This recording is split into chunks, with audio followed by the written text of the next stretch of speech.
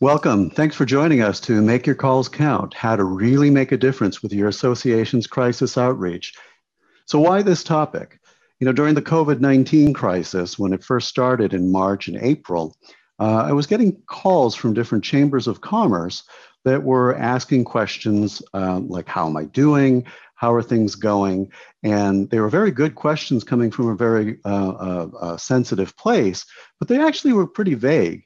And I was wondering, what is really the point? What are people trying to get from me? And I was feeling like that organization, or the organizations, they were particularly chambers of commerce, weren't asking me specific topics that were going to make me feel confident and comfortable that they're really looking out for my business and the crisis that was going on. So I thought there was an opportunity for the association or the Chamber of Commerce to really reaffirm its relevance through this crisis, and they were missing an opportunity.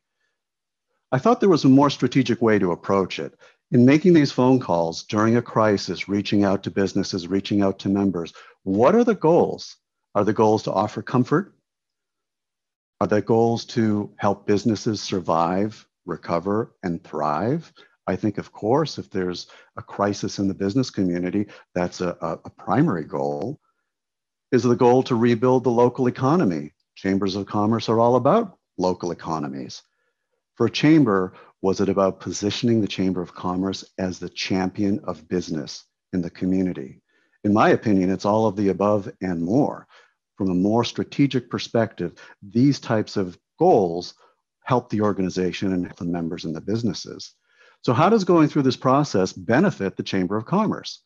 Well, first, it positions the chamber, particularly if it's a Chamber of Commerce, as the business leader in the community. It also fits with the WACE, Western Association of Chamber Executives, moniker, naming chambers as catalysts, conveners, and champions. It reinforces a relevance of the organization. And it helps the chamber overcome the objection, well, what's the chamber done for me lately?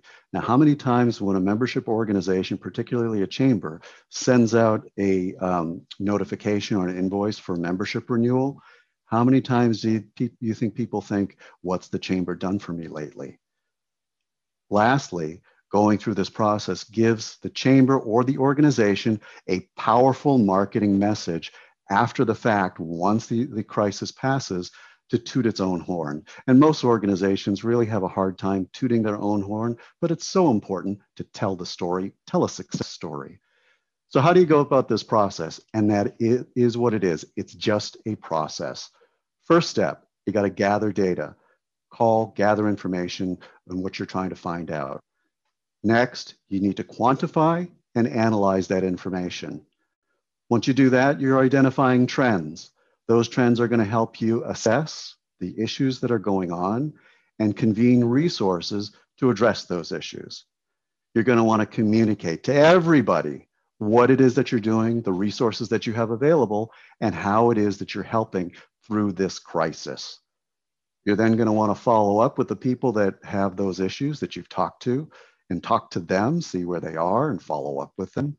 You're then going to want to gather testimonials. These testimonials are going to be critical for you and your organization to tell a positive story after the crisis passes. And that leads us to the last issue or the last goal, which is tell the story. In a Chamber of Commerce, tell the chamber's story. What was it that you did? That's your success story. Okay, so step number one, gathering the data. You want to set the stage and you want to connect with people. So here's a great way of when you reach somebody on the phone, here's an opening line. I'm calling from the Podunk Chamber of Commerce, and we're working to find solutions to the top 3 challenges our business's community is facing during this crisis. My name is Joe Schmo. May I ask you a few questions? So what are you doing here? You're setting the stage. You're identifying where you're calling from, okay? So you're validating the organization. You're not just some random person. You're calling, in particular, from a Chamber of Commerce. What it is that you're doing. You're working to find the solutions to those top 3 challenges. Why? It's during this crisis, because you're looking to help.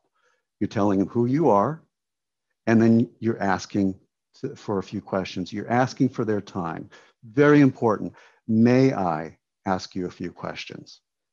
Some people would say, can you answer a few questions? I would say, may I ask you a few questions? You're asking for their time and they may be in a crisis situation. So from this, you may get one of three types of answers. You may get somebody saying, oh yeah, sure, I've got a few minutes. Let's talk. Okay, then you can launch into your questions, which I'll share with you on the next slide.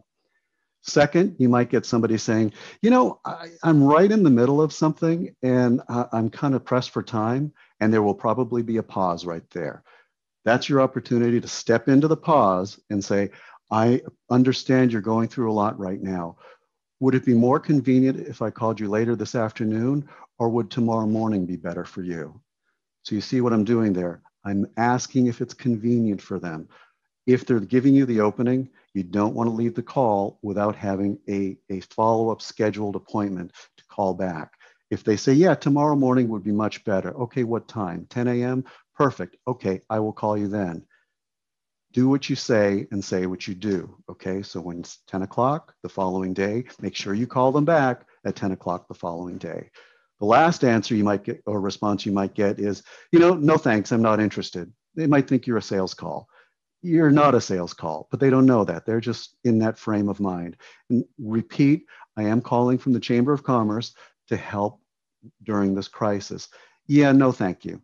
Okay, thank you for your time. Remember, if you have any problems, feel free to reach out to the Chamber of Commerce. We're working to help all businesses in the community. Again, that's if it's a Chamber of Commerce. That's all you need to do. Don't badger, hang up, move on. Some sample questions that you might want to ask. Now, first one, major question. What are the biggest challenges your business is facing right now? During COVID, early on, it was, oh my gosh, I don't know what to do. People were confused. Narrow them down. What are the biggest challenges that you're facing right now? How are those affecting your business? Okay, let them tell you what it is, what it's preventing them from doing. What have you done so far to solve those problems or solve them or get help? How are you adapting? And what kind of help do you feel you need? Okay, so now look at these 5 questions. Look at how it's positioning you're leading the person to answer questions that are relevant. What is your challenge? How's it affecting your business? What have you done so far to solve that issue or those problems? How are you adapting? And what kind of help do you feel that you need? People may realize they may know what they need. They may not know how to go about it. They might need money. They might need whatever it is that their business needs. They can tell you. And that's a valuable question to ask, because that'll help maybe guide you to some solutions down the road. So if you compare this line of questioning to how are you doing or how are you feeling, please call if you need any help. Those are vague. These are very specific. These will leave somebody feeling, wow, that organization is really looking out for my business. They're trying to solve a problem. Okay, once you get those answers, be empathetic. They're going through a problem. They're going through a crisis. If it's a small business, it might be putting them right on the line of closing. And if it's a small business, they've invested a lot of time and energy and money into that business, and it's very personal. So be empathetic and then summarize. So the empathetic part is, I'm so sorry to hear about your situation. I want you to know that you're not alone. I've talked with a number of businesses, and that's why we're going through this process. So you're empathizing, you're giving them a little bit of hope that you're working on this as an organization. And then you summarize, okay, from the notes that you've taken, because along the way you've been taking copious notes. From what I've heard you say, your top issues are blah, blah, blah, blah, blah, blah, blah, blah, whatever those top issues are. They're affecting your business by blah, blah, blah, blah, blah, blah, blah. Again, from your notes, you're repeating back what the person told you. You've done the following so far, blah, blah, blah, blah, blah, blah, blah. And at this point, the situation is that blah, blah, blah, blah, blah, blah, blah. And finally, you feel the following might help your business, right? So you're restating what the person told you. And they may at that point say, Oh, yeah, that's exactly right. Or they may add a few things. You know, this, that, or the other thing. Okay. Does that accurately describe your situation? That's when they're going to tell you. Okay. Do you have any questions for me? They may want to know what more the chamber is doing or the organization or whatever it is. Close with, we're working on a solution and we'll let you know how we can help. Thank you for your time. Again, thank them for their time. They're giving you their time. They're in a crisis and you're throwing them a lifeline. Whether you're able to help or not, they feel that you're throwing them a lifeline.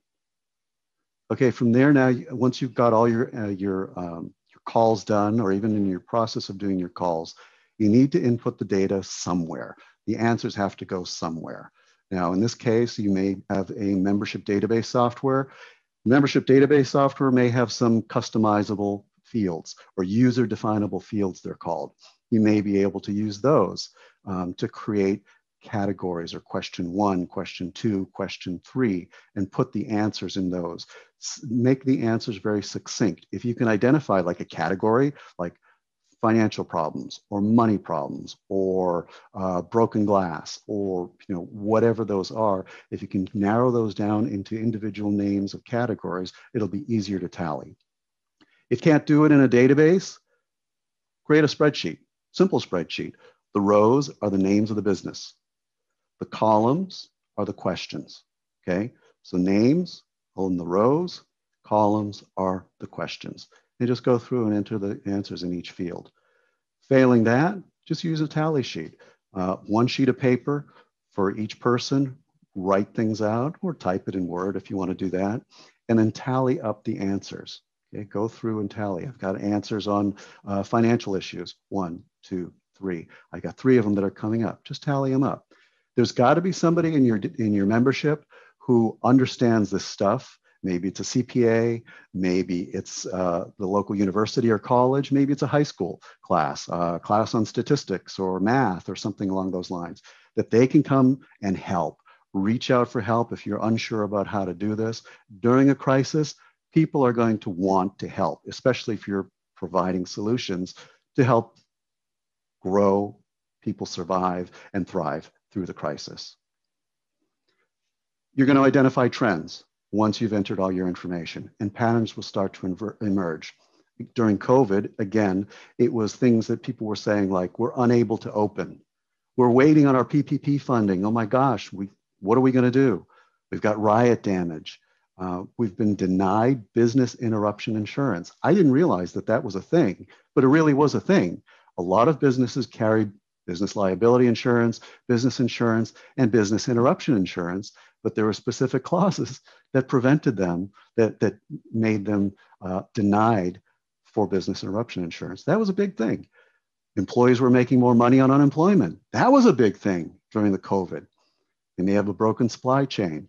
They may be rearranging office for social distancing. I'm in Los Angeles County, and there are a lot of businesses that didn't realize that LA County put out some very strict guidelines on what businesses needed to do in order to reopen, whether it was an office, particularly if it was an office, and then they had to post all of those things in public view and in view for their employees. A lot of businesses had no idea that they had to do that. So those might be things, again, that patterns are coming up, lack of information, they don't know what they need to do. There may be some secondary data that you might want to track that will help you fine tune some of that stuff, like what's already been done. Again, for COVID, it was I've applied for the PPP and I'm waiting. I talked with a banker. I've applied for business interruption insurance. I've been talking to my insurance company. I'm having issues there. Okay. Who was contacted for help? This might help you identify, is it a particular organization that people are having trouble with? What's the company name that they're talking to? What is the type of company? What's the industry? Is it insurance? Is it banking? Is it a glass company? Is it a plumbing repair, roofing company? If there's tornado damage or hurricane damage, right?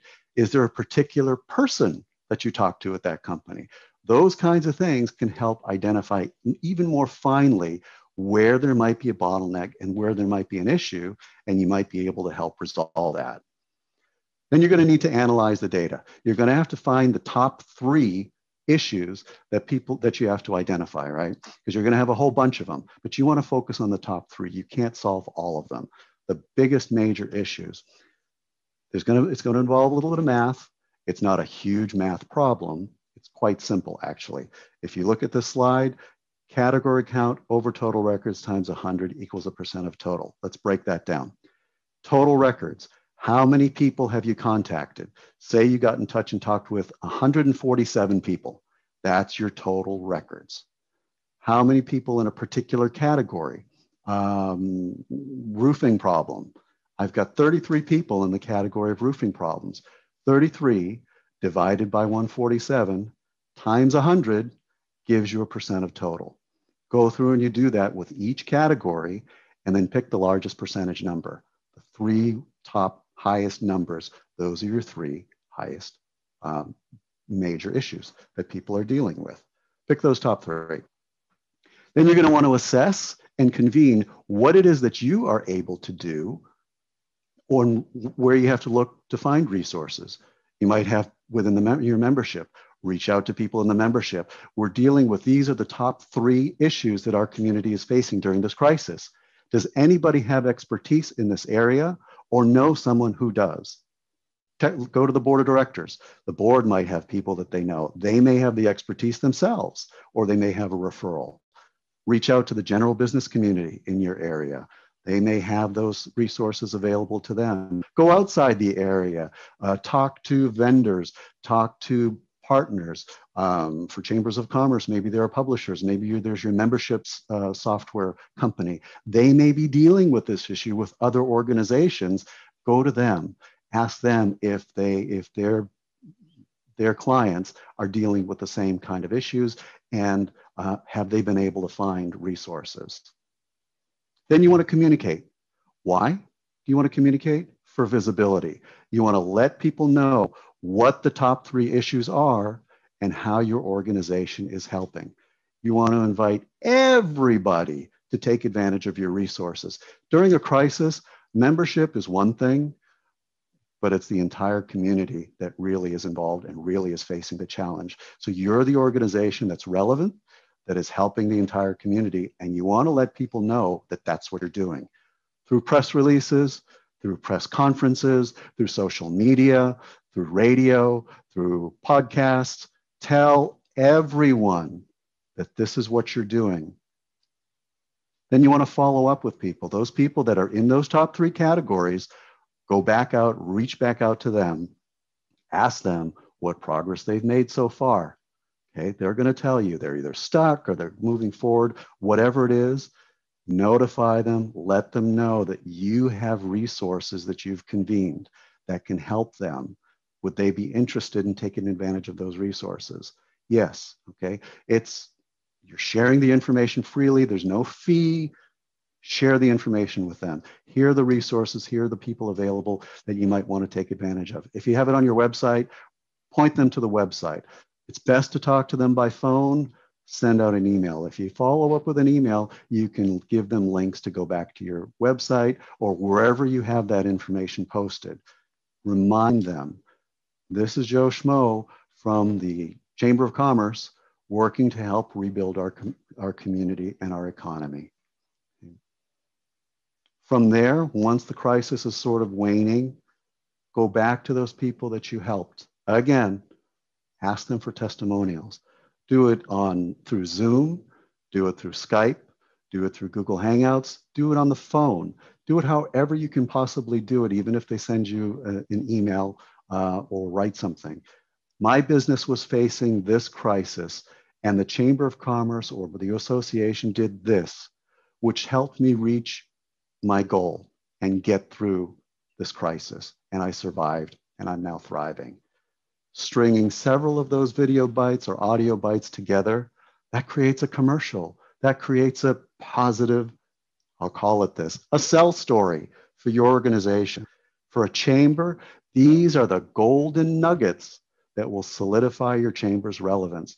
So next time when you're talking with somebody and you say, and then you get the objection, I'm not sure what the chamber has done, or I'm not sure, they're thinking, what's the chamber done for me lately? They're just calling me to get money. right? Or sponsor an event. Well, actually, during this crisis, the chamber did blah, blah, blah, blah, blah, blah, blah. And the end result was, and actually, here's a link to a video that we did from people who we helped. And there's that golden nugget. Then you're going to want to tell the story to everybody again. During the crisis, you're telling them what you're doing. Now you're telling them what you've done. Okay. And this is the commercial. You connected with member and non-member businesses. You identified the top 3 issues. You convened resources. You made those resources available to everybody. You helped X number of businesses survive and thrive. And that's where you use the testimonials to get that message across. Fairly straightforward, not complicated, but going through this process, people are going to feel a lot more comfortable that your organization is looking out for their best interests.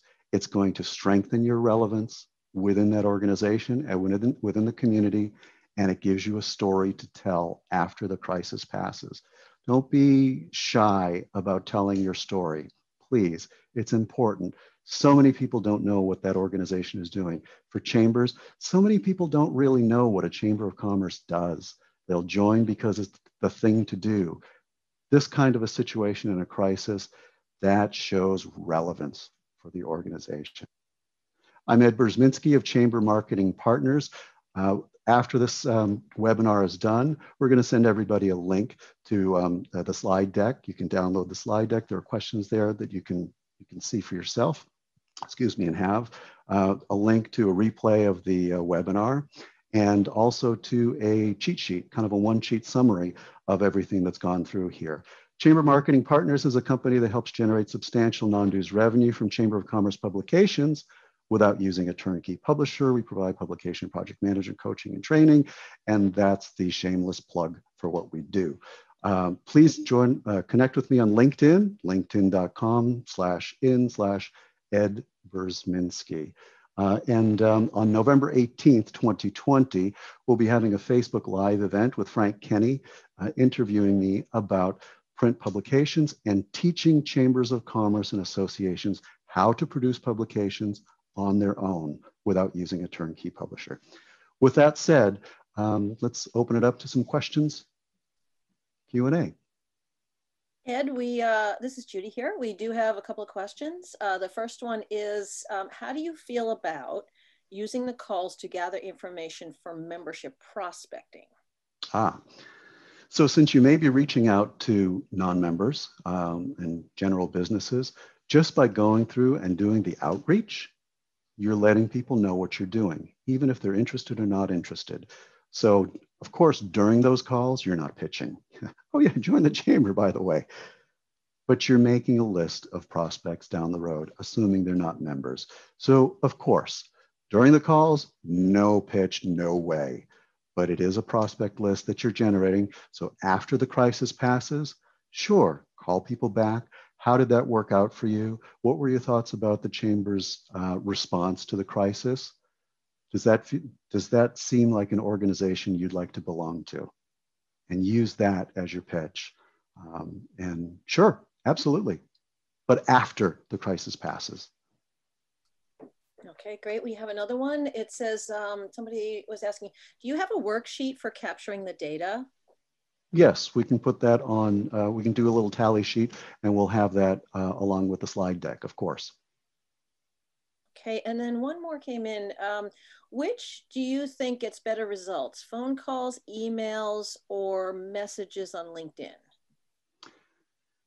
That's a really good question. It kind of, it depends on how people are getting their information. LinkedIn is very good because LinkedIn, you can geographically connect with people in a particular community, and more business people are on LinkedIn. Facebook is also a great way to reach your members if you have a Facebook group that your organization has. Email obviously is great because you have their email addresses in your member database. I think phone calling is the slowest.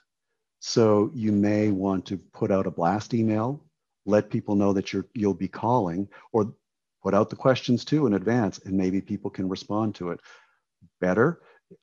If you have an ability to create a form on your website or through Google Forms or jotform.com or some of these other form companies or online companies where actually you can get a free account for X number of days and create a form with the answers or the questions and the answers there. That's another way of just of tallying, gathering the information, having people just go there and type it all in. Push it out by email, push it out by social media, follow up with the phone calls. Actually, that's a great idea that that person came up with. Push it out, let people know in advance that it's happening, and then make the calls. Obviously, give them a number that they can call as well, so they can call into the chamber. As many ways as you can possibly get people to connect with you, the better, the more information you're going to gather. I hope that helps. And then one last one came in. Can you mention again what that Facebook thing that you're doing with Frank Kenny? What time is it, and how do people get to it? That Frank has a group on Facebook. It's Chamber of Commerce Professionals, and I believe it will be open to members of his group and non-members of his group. If you want information on that, we'll push it out, send it out to you via email. It's Tuesday, November 18th, and it will be at 10 a.m. Pacific time. To be confirmed, but that's where it is right at this point. And we'll post that on LinkedIn. We'll also push it out by email if we have your email address. If that's all the questions, thank you, everybody. I hope this helped. It's very straightforward. It's not complicated, but it can make such a difference in your relevance, in your messaging, and in your outreach as an organization. Thanks, everyone.